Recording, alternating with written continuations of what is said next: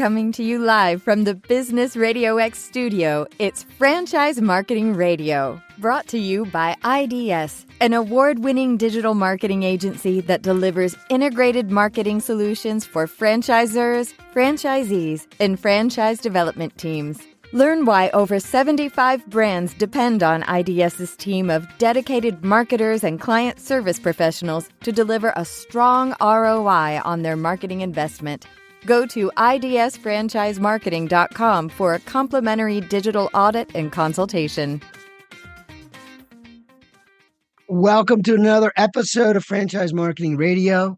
I'm your host, Rob Ganley, and we're going to peel back the layers of the franchising world today. We're going to dive into the nitty-gritty of business ownership, marketing, and technology. We do that every time, but I like to say it differently every time.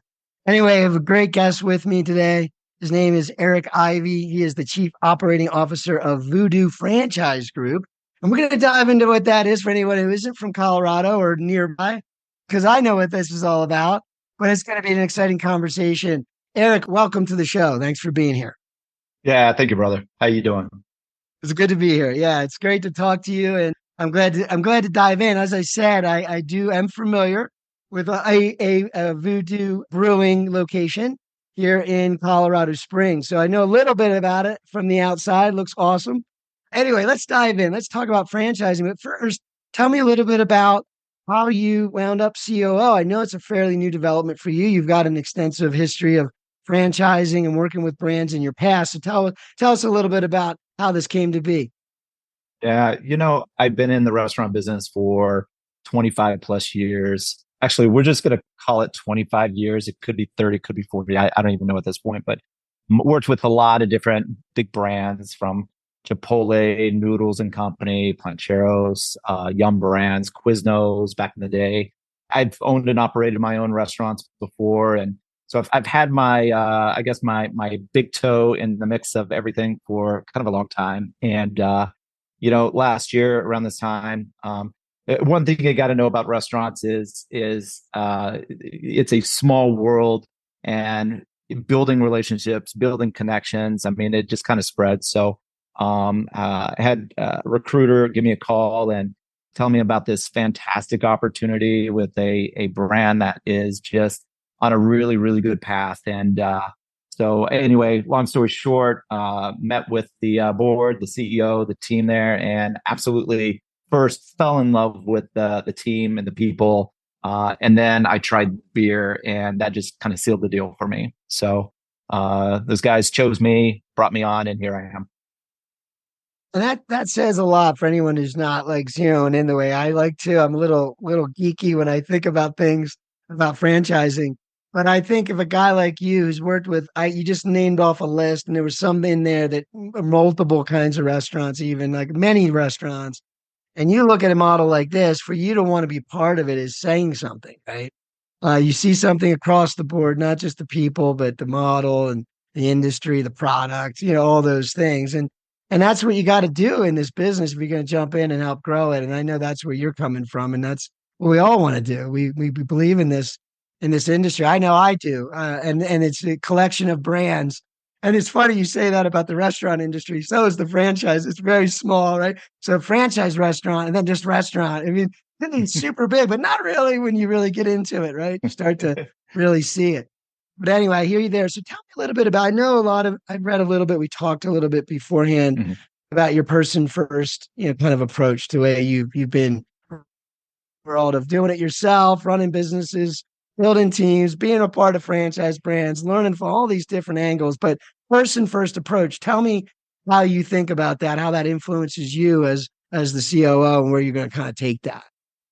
Yeah, it really brings me back to like the first restaurant that I ever owned was up in Longmont, Colorado. It was like the East Coast Coffee and Deli shop, right on Main Street. And I was young. I was 26 years old. And at 26 years old, you think you know everything.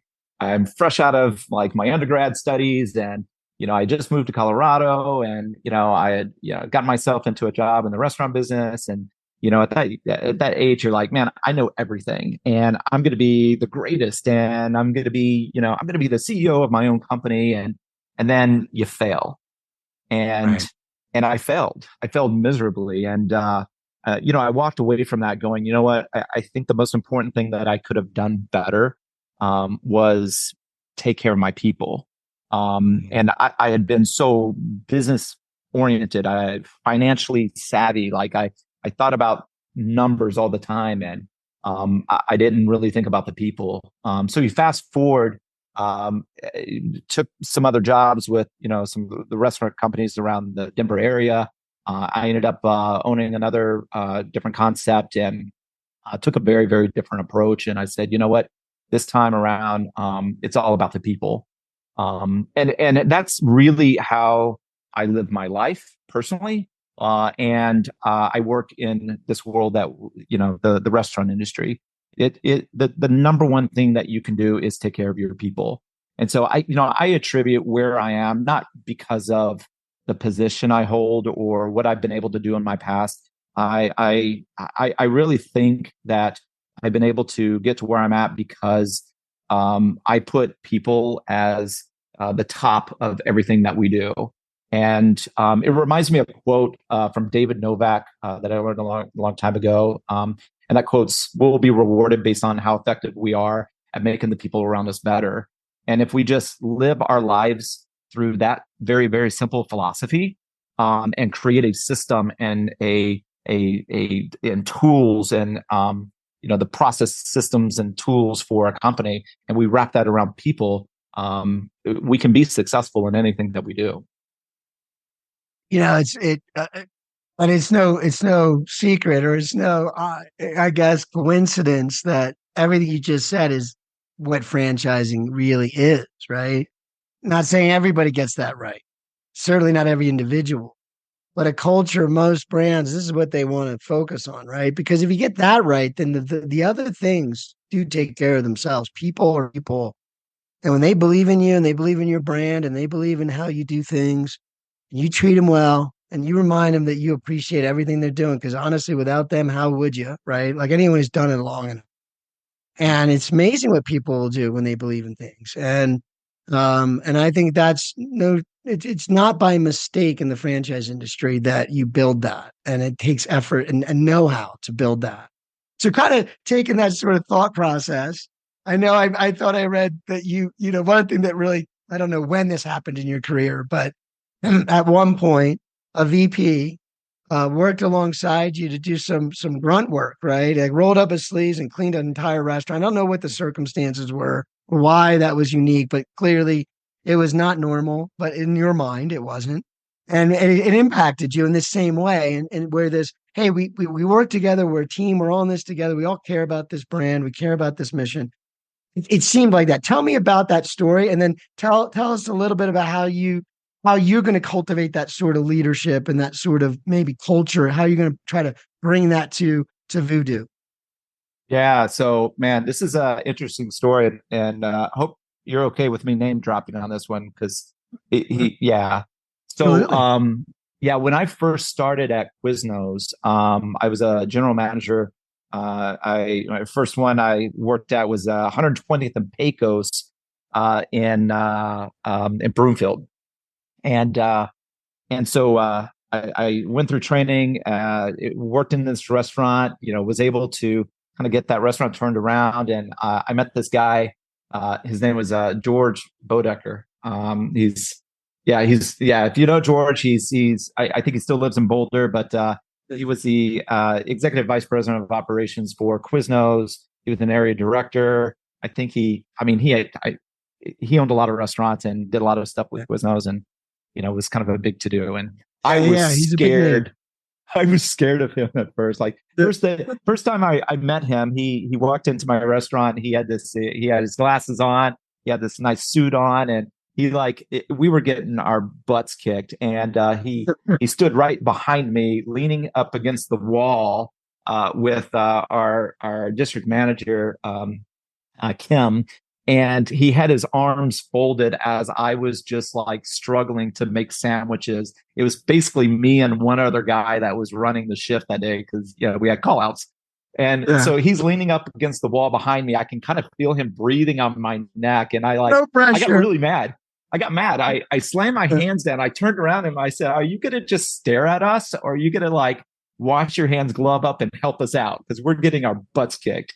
And he kind of leaned in, and I can see Kim's eyes. Like she's like, "Oh my gosh, what is Erik doing?" And he leans in. He looks at me and goes, "I thought you'd never ask." And from that point on, I had a good relationship with him. Like he taught me so much. And I remember he moved me to a different restaurant up in Gun Barrel. And it was a distressed restaurant. And it was kind of a same situation. We had to turn it around. And so anyway, the first week I was there, he rolled up in his, I think it was a yellow beetle bug. And I see him roll up. He's right in the front of the restaurant. He opens up his trunk and he starts pulling out cleaning materials. And he takes the cleaning materials, he dumps them inside the restaurant. And in the back of my head, I'm like, oh, yeah, great. This is great. Like, he's not going to tell me I need to clean it up. Sure. So he walks in and he goes, hey, Ivey, hey, we're going to shut down early. And I want you to clean the restaurant. We're going to get this thing cleaned up. We're going to organize it. We're going to get it exactly the way you want to. And I said, all right, George, that's cool. And he goes, hey, and I'm going to do it with you. And I think like it was in that moment, it was almost like my heart stopped. I'm like, seriously? You're so like in my head, I'm thinking you're so much more important than I am. Why are you going to roll up your sleeves and clean this restaurant with me? And he said, there's nothing that I'm going to ask you to do that I'm not willing to do myself. And it's important for me to work side by side with you. One, so I can not only set expectations, but two, show you that we're all the same. We're all the same. So we closed down the restaurant. He orders us some pizza. He also brought in some beer. And we were there till probably midnight, just cleaning the restaurant. And from that point forward, man, it was like, I want to be like that. Like, no matter what I do, no matter how far I get within the restaurant business, I want to be able to scrub toilets and floors and work the line and work directly with people because how that made me feel. Now, George, I mean, he went off and, he ended up starting up Crocs. So he did very well for himself. I just kept going into the restaurant business. Yeah. There's a lot of those little stories, like hearing from people that worked with some of these iconic brands back in the day, so to speak, right? And they ran in or rubbed elbows, but they're all, I hear similar stories, right? Because it is a network of small business ownership. It's a network of work hard, take pride, right? But it all really comes down to some idea, some brand, right? Voodoo, brewing is about the brand. It's about the beer. It's about the environment, the people, what you create in the community, right? And so it's important, right? And there's a lot to it just in that type of model. There's many kinds of franchises. So it's interesting for that. It's a great story. Thanks for sharing that. And again, I think that's the key, right? That's why we always say franchising is one of the best opportunities to get into business when you learn those lessons. And it probably really reinforced your first mistake, which was, how did I ever just see people as numbers, right? Which is common. Of course you did. You were taught to do that in school, and you want to be successful so you can pay the bills, right? It's not like it's not aligned, but it also is the probably slightly different angle of thinking, I got to put them first. And that's a great example. So anyway, let's jump in a little bit back to Voodoo and talk about the environment or the brand itself. Obviously the beer is amazing. You could maybe share just quickly what makes that unique, right? The flagship sort of product environment that you guys have built. But also, I know you're getting into some menu changes, right? I think there's some innovation there, and that's something you're really good at as well. So tell me what goes into that sort of upgrade of menus, or just the constant innovation of it. I'm sure you're always looking at that, but tell me what goes into that, and a little bit about what makes you guys unique in the first place.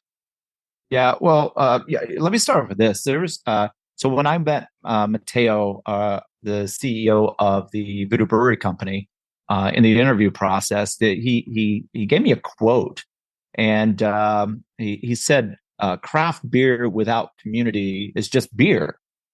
And it's mind blowing. Something as simple and as easy as that little quote has become the mantra for everything that we are doing on the Voodoo Franchise Group side, like everything. So if you think about that, craft beer without the community, it's just beer, right? I can go down to the grocery store and just get, you know, just any kind of beer.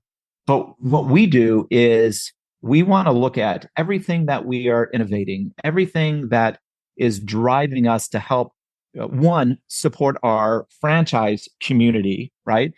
And the communities that they serve around them. Everything that we do and create is wrapped around that community environment.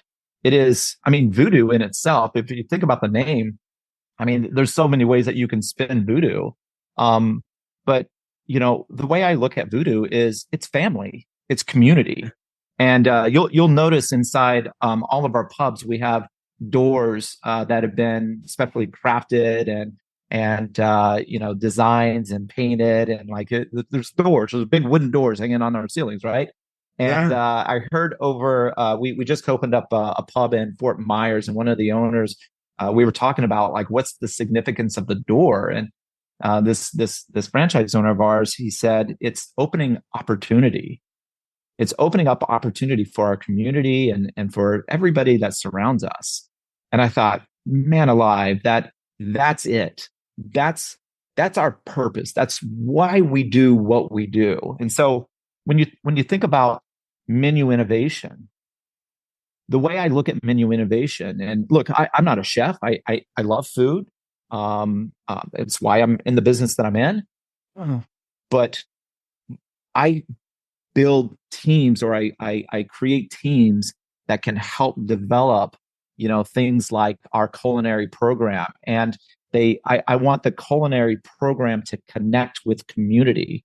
So you'll see on our menus that Voodoo Franchise Group has a set menu that is created by our chef Nate, out of our North Shore restaurant or pub out of Pittsburgh. And so he's designing something that is unique, that speaks to this community family environment for Voodoo. We also, the owners for all of our pubs, we want them to have some local flair on their menu too. So we give every pub owner an opportunity to kind of create another percentage of that menu is their creation. It's something that is local. So we want to connect our communities with what we do, and we do that through our food. And so this menu innovation, this new design and, you know, new ideation is really coming from an aspect of how do we connect community with Voodoo and pull it together in each community that we're in.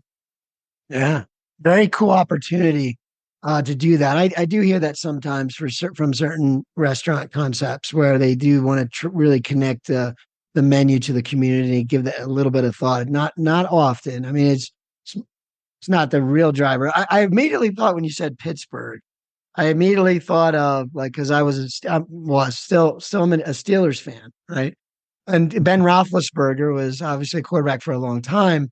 And of course, a lot of local places had a burger called the Roethlisberger, right? So it's kind of like building a product that would just connect with the community. And that instantly made me think of that. And you know, imagine what that does for the community, right? When you're all fired up about your team and you got a burger named after the quarterback. And I'm not saying that's what you guys have, but maybe that's an idea. But the point is that makes sense. And so, and I know from a marketing standpoint, these concepts are much about, like, regardless of whether you have that simple connection and that quote that you shared and the mantra, which, by the way, I think is a brilliant business concept for a culture. If you can keep things very simple, everybody's always looking through that filter of, why are we doing this again?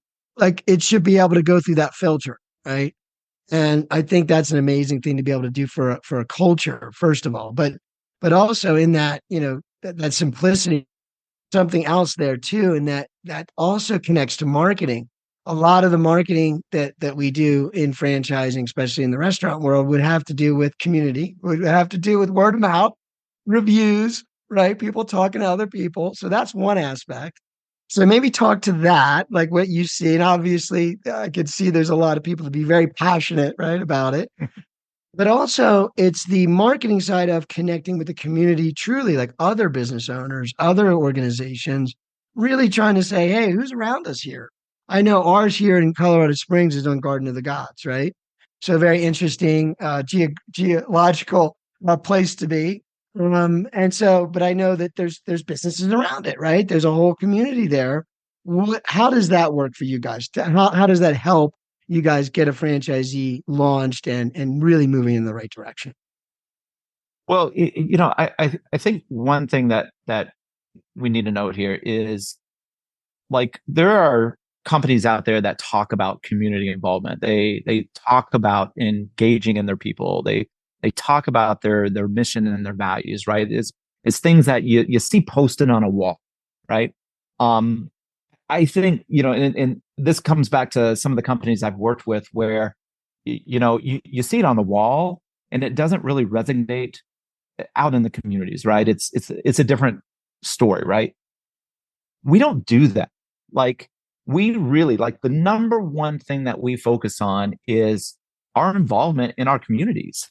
I talked about it earlier. Like, it's all about people, and not just people that you work with, but people that you surround yourselves with. And so, yeah, we have fantastic beer. Like, our food is absolutely amazing. And, we got a really cool vibe when you come into any of the Voodoo pubs, right? But that's important, but it's not as important as the connection, excuse me, that we make, excuse me, in our communities.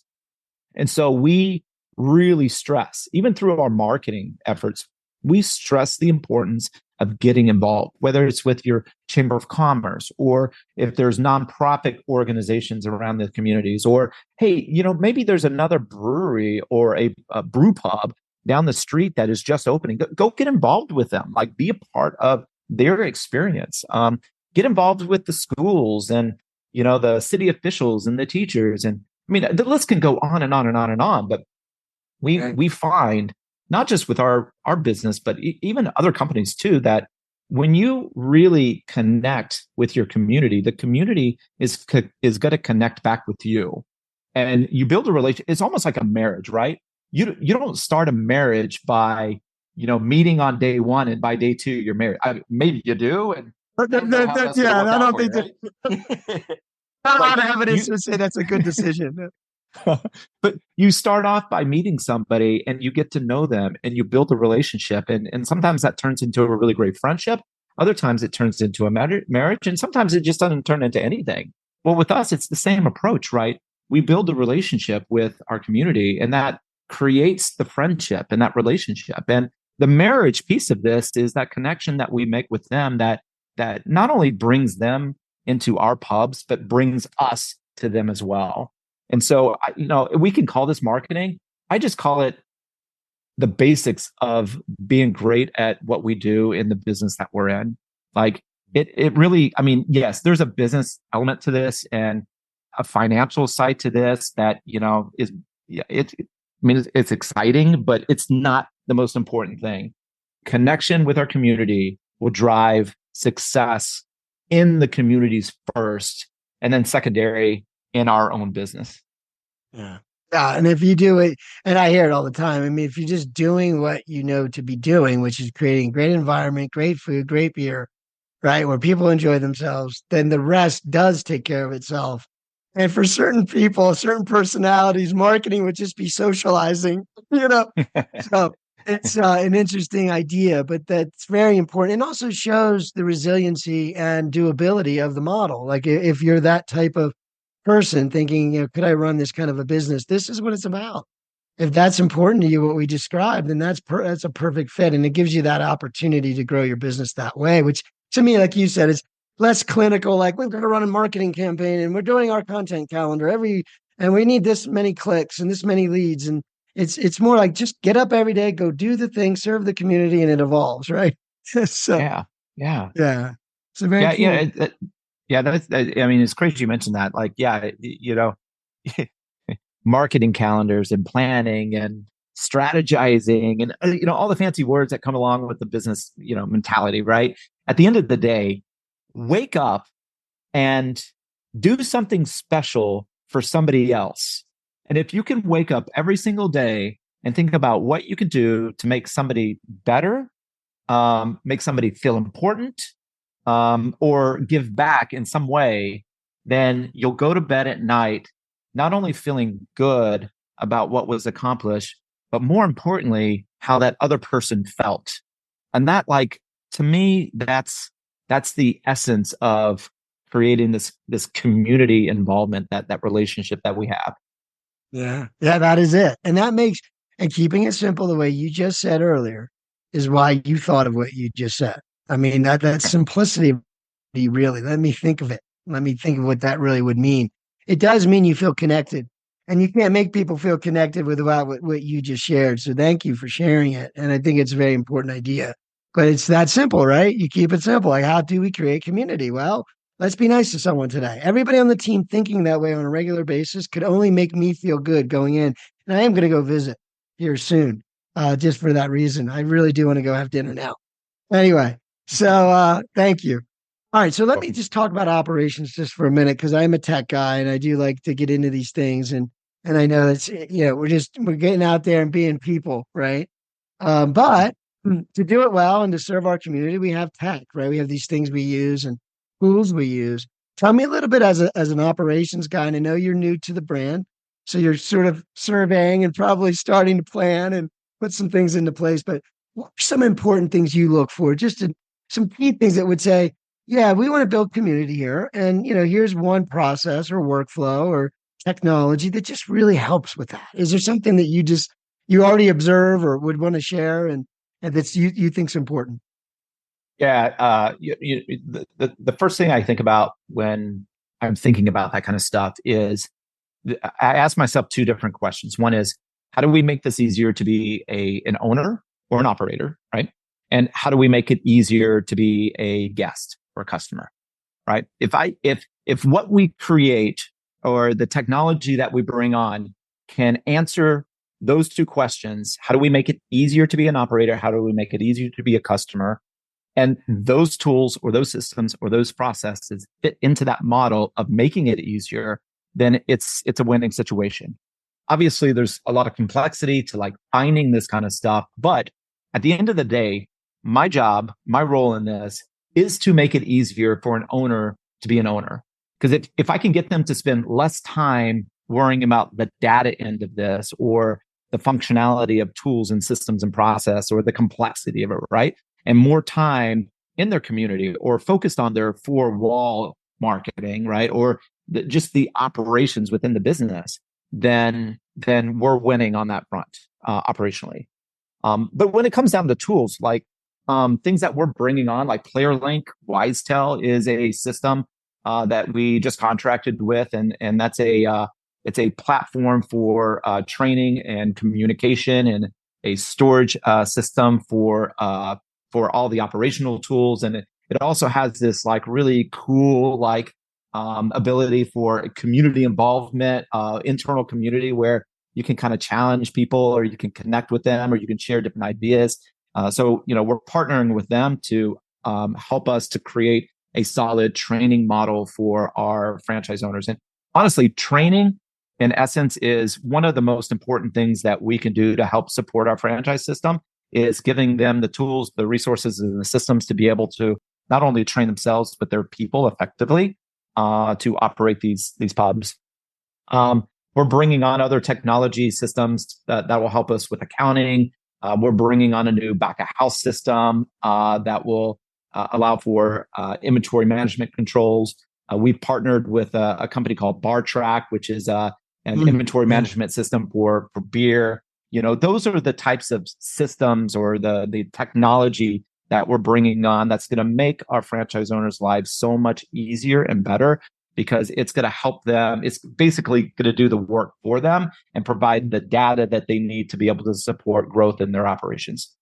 Yeah, you can't. It's funny. Like, you do have to get clinical at some point and get into the geeky stuff. But what you said was brilliant. It is what any tech leader should be thinking. I'm not saying that's your role completely, but it's it's what's problem is it solving, and is it doing that, like, or is it, again, back to that one simple idea, does it increase community, does it make it easier for the person to be a customer, does it make it easier for me to be the owner, and that increases the engagement, the community part, right? Like if you know me better, like, because like I get a text and there's something cool in it, something that says, hey, yeah, I really do like that menu item, and now you're going to give me something that to me comes with data, right? You would know, Rob comes in a lot and orders the same thing.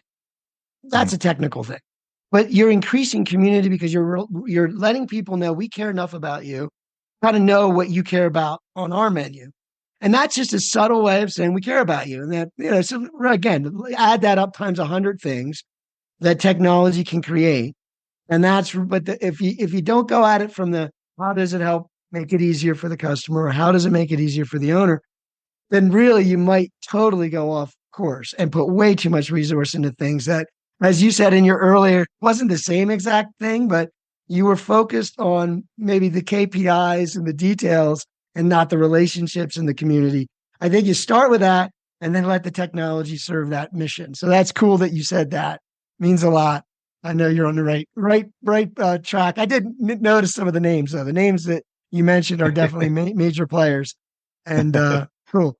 Well, Um, the other thing too with this too is it's not just about these this the technology that we bring in, but like when we're making changes or we're trying to create ideas on how to improve um, the operations of the business, it's also really important that we connect with our franchise owners and get their opinions and their ideas because they know. I mean, if you want to know the reality or the truth, go talk to the people that are in the field that are actually doing it. And so we've been doing just that. We're getting a lot of really, really good ideas from them.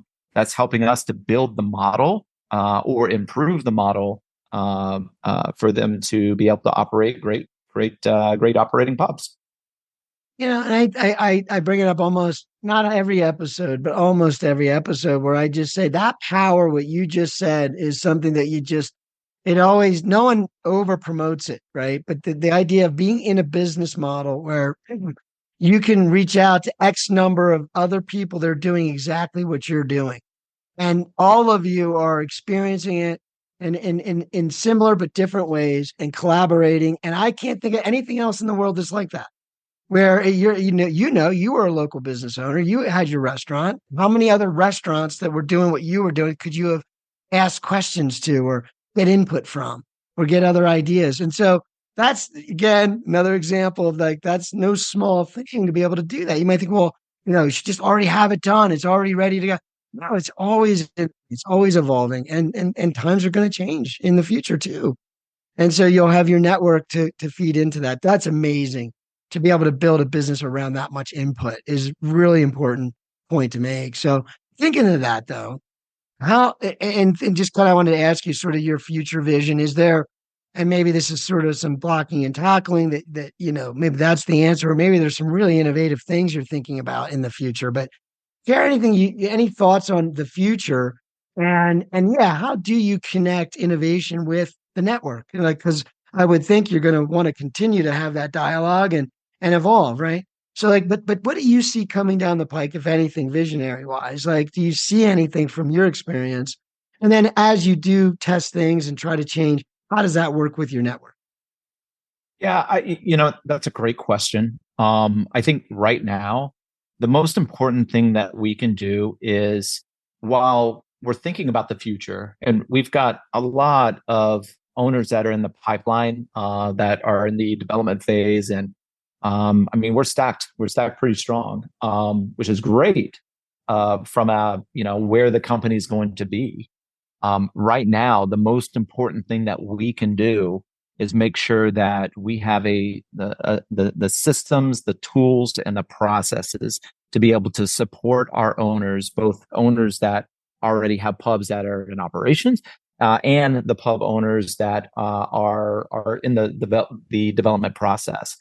So, from a futuristic standpoint, we are going to continue to evolve what we already have and continue to fine tune our platform as we continue to grow, whether that be on the technology side and what we're doing on that front, or it's the internal, how do we operate these things most effectively? I think once we have a system that I feel is pretty strong, then from that point, it's just a matter of fine tuning. I always believe also in like we got to keep up with the times, keep up with the technology. But I also think that we don't need to reinvent the wheel. Like if we have something that's working and it's not broken, then we don't need to try to fix it. I see this with other companies that I've worked with. It's we try to make changes just because we want to make changes, right? You don't really have to make changes. I think what we should be focusing on is rather than focusing on like those internal processes and like refining them, is what we always need to be thinking about is how can we continue to support the franchise owners in their journey with us? What do we need to do from an innovative standpoint, from a culinary standpoint, so we can continue to, I guess, not recreate, but innovate and introduce new menu items? How can we continue to evolve inside the communities and drive awareness to the brand, and just really support them down the road? Yeah, I mean, that always comes back to that, right? But like you said, how do you filter that? Make sure that you're really at the end result. Is this project? Is this initiative? Is this what we're working on? Is it helping increase engagement or community for that franchisee in his market? That relates to his numbers, obviously. If things are going well, then obviously community is going well too. But okay, so I'm with you on that. I think being reactive and proactive, there's a balance, right? And not just overreacting, but listening. But you know what I mean? It's a balance. Like you do want to listen, but sometimes you don't need to react yet. Everything's actually working pretty good. As I said, it does come down to the basics of human interaction and making people feel good about what they do and or being in your establishment, right? Especially what you guys do. It's like people want to go there if they're going to spend a couple hours a week, few hours, whatever it looks like. You want to create that environment, and that takes some thought, right? It takes some direction from guys like you to create that. So that's cool. So tell me a little bit, like as we wrap things up, I appreciate your time, and I could probably sit here for another hour just kind of shooting the breeze with you. But anyway, so I know we want to kind of zero things in here. I just always like to make sure we have an opportunity for you to talk to anyone that might be thinking about this as an opportunity for them, whether it's a restaurant or even just a franchise. We sometimes broaden it and say, if it's someone thinking about starting a franchise. But sometimes when I look at like something like a Voodoo Brewing, I might think, man, that's just a little bit like I could maybe do like one of those franchises, but I don't think I could do one of them franchises, right? So maybe just speak to who are we looking for? Who does look like a good candidate for that kind of a business model, right? For yours or something in the rest. What advice would you give them? Maybe Oh wrap up with man, that. And yeah. and then also share how we can get a hold of you guys if they are interested. Yeah.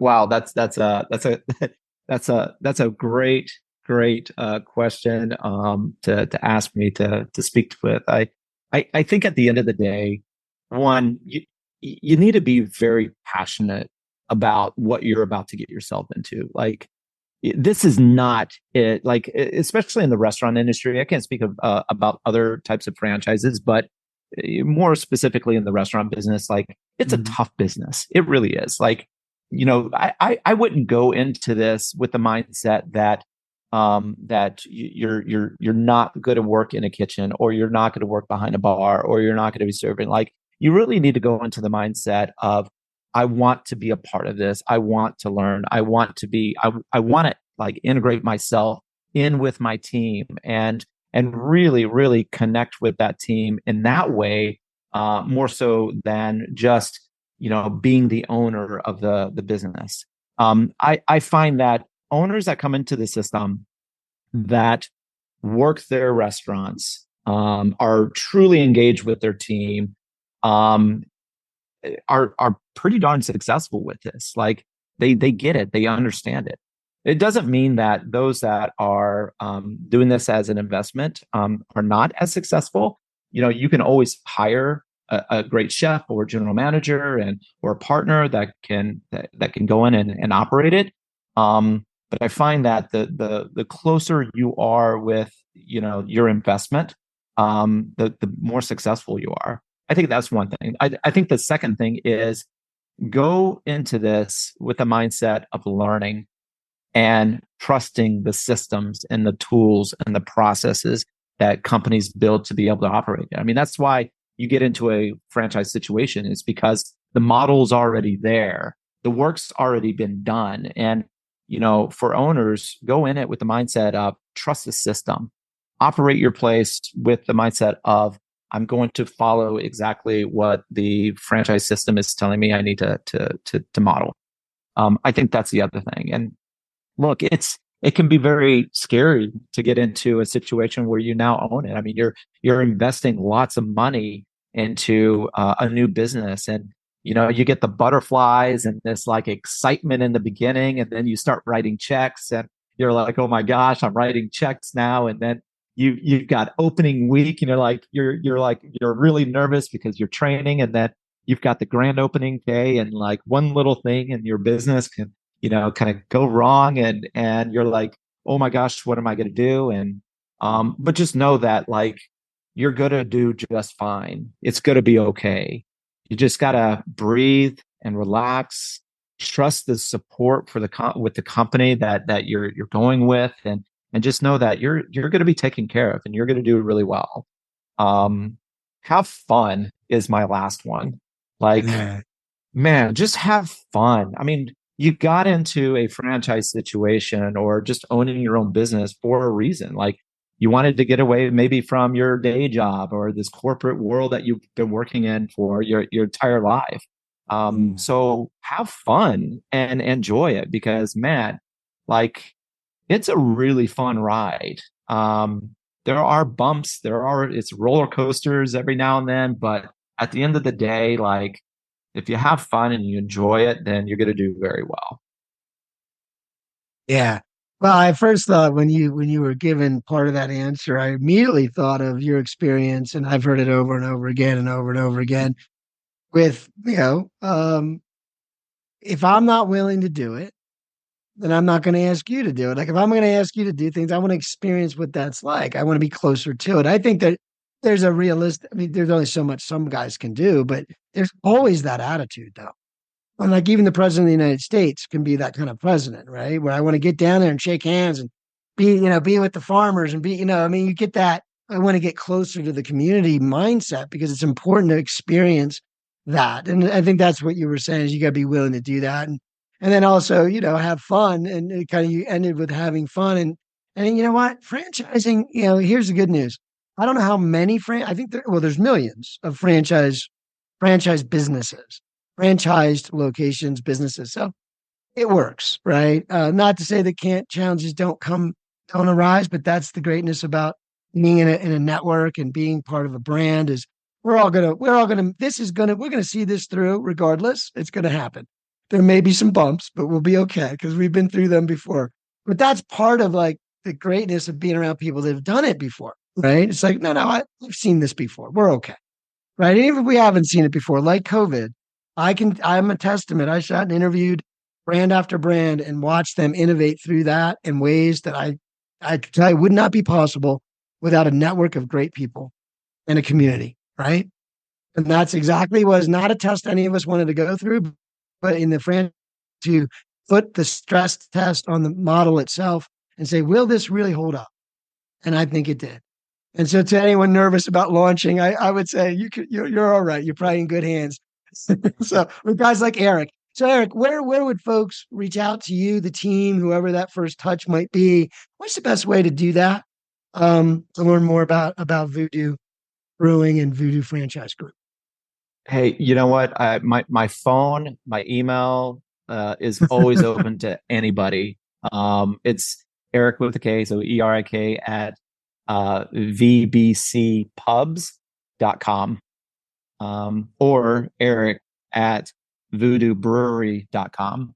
So anybody who's interested in talking or just wants to read it, reach out and, have a chat about, either this or more. I mean, I'm an open book and I'm more than willing to talk to anybody. Awesome. I'm amazed you guys do that. I appreciate the offer. Anyone that gets that or hears that, I know a lot of people don't take that, people up on that, but you've been doing this a long time. You're a wealth of knowledge. It would be a pleasure. I just had an amazing conversation. I learned a few things. So, yeah, it's take them up on that. But anyway, it was great to have you, Erik. I definitely want to continue to touch base with you guys. Very interesting model. I'm nearby. I'm going to go ahead and hang out a little bit and we'll talk again. But yeah, thank you for being on the show today. Appreciate your insights. Thank you, Rob. Appreciate you, man. Thank you.